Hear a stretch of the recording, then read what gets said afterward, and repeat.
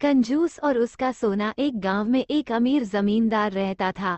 वो जितना अमीर था उतना ही कंजूस भी। अपने धन को सुरक्षित रखने का उसने एक अजीब तरीका निकाला था।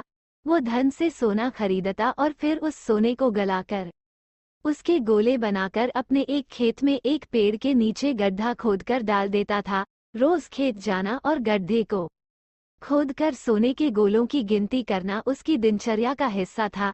इस तरह वो सुनिश्चित करता था कि उसका सोना सुरक्षित है। एक दिन एक चोर ने कंजूस आदमी को गड्ढे में से सोना निकालकर गिनते हुए देख लिया। वह छुपकर उसके जाने का इंतजार करने लगा। जैसे ही कंजूस आदमी गया, वो गड्ढे के पास पहुंचा और उसमें से सोना निकालकर भाग गया।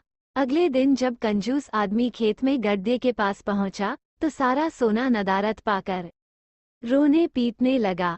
उसके रोने की आवाज वहां से गुजरते एक राहगीर के कानों में पड़ी, तो वह रुक गया। उसने कंजूस आदमी से रोने का कारण पूछा, तो कंजूस आदमी बोला, मैं लूट गया, बर्बाद हो गया, कोई मेरा सारा सोना लेकर भाग गया। अब मैं क्या करूंगा?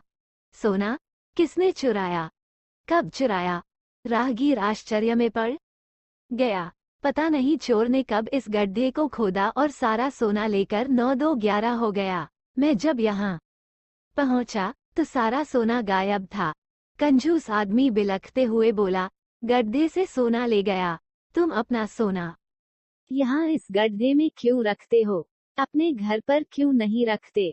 वहाँ जरूरत पड़ने पर तुम उसका आसानी से उपयोग कर सकते हो। राहगीर बोला, मैं अपने सोने को कभी हाथ नहीं लगाता, मैं उसे सहेज कर रखता हूँ और हमेशा रखता, यदि वो चोर उसे चुराकर नहीं ले जाता। कंजूस आदमी बोला।